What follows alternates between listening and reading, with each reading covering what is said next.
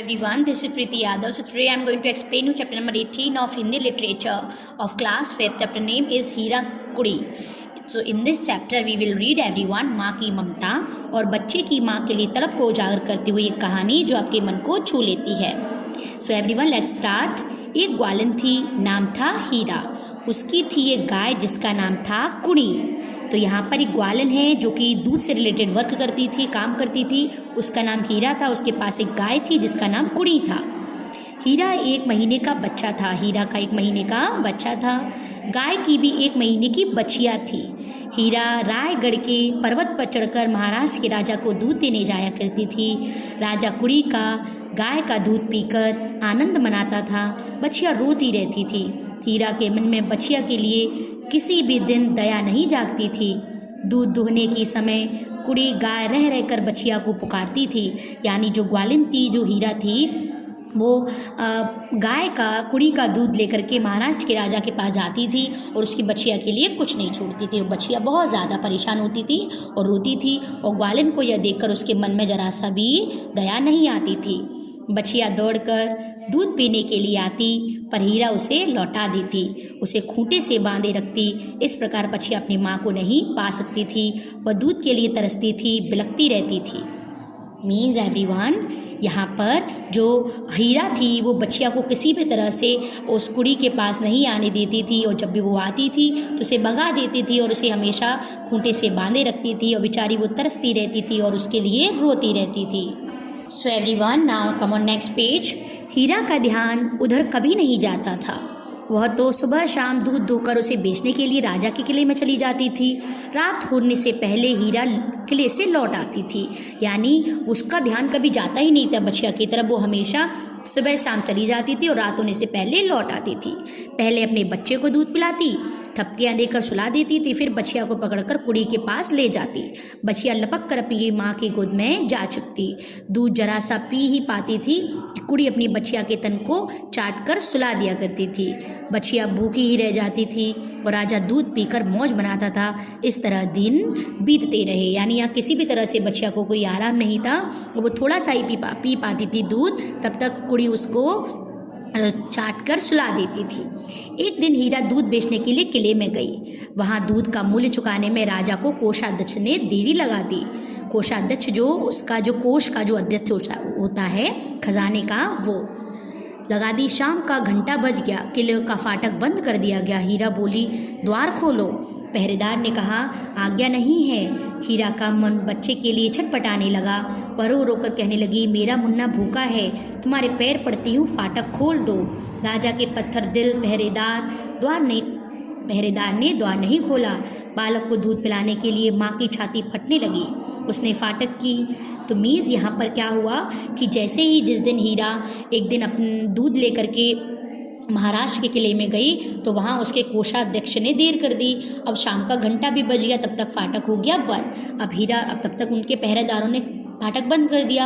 अब हीरा रोने लगी कि प्लीज़ फाटक खोल दो क्योंकि मेरा बच्चा घर पे भूखा है, मैं तुम्हारे पैर पड़ती हूँ, ऐसा उसने कहा.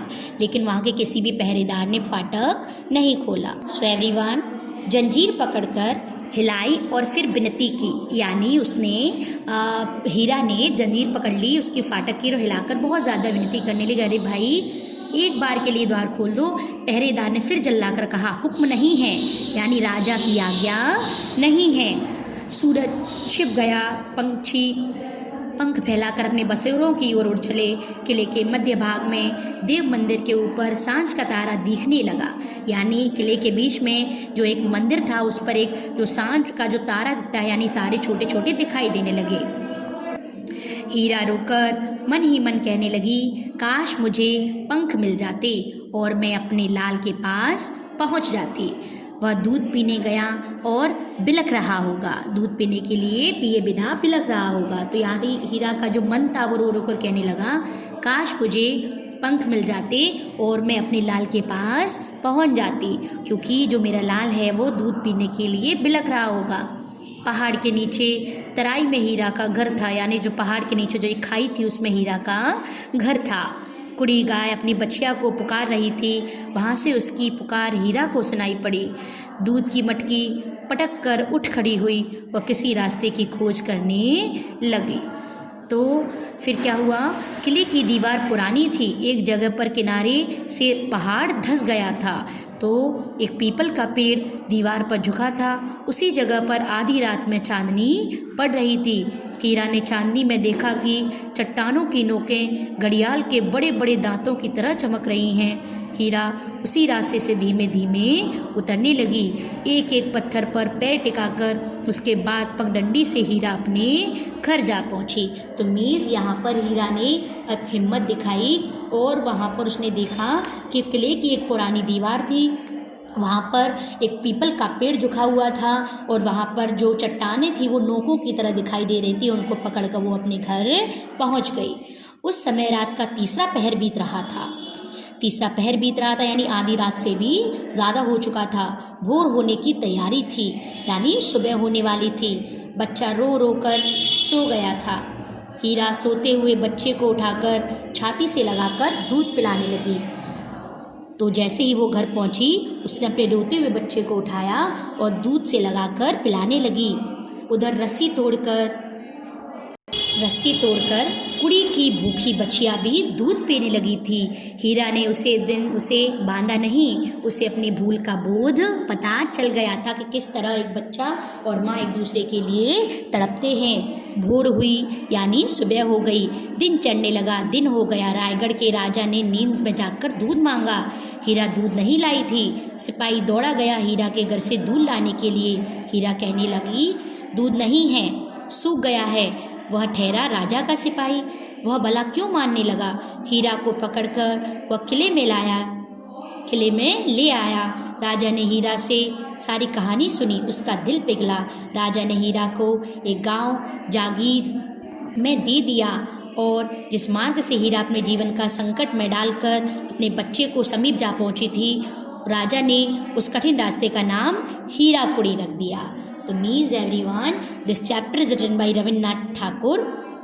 तो इन दिस चैप्टर यहाँ पर क्या हुआ कि जब राजा को दूसरे दिन दूध नहीं मिला, तो जब उसने दूध मांगा तो हीरा ने मना कर दिया।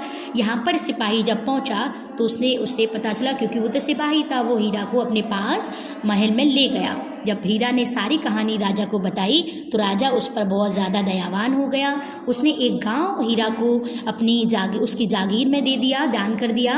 और जिस संकट में डालकर उसने अपनी जान बचाकर अपने घर पहुंची थी, उसी कठिन रास्ते को हीरा ने उसका नाम रख दिया, उस रास्ते को हीराकुड़ी। So everyone, in this chapter we have read about our Ma and children. So I hope you will read this chapter properly. Thank you.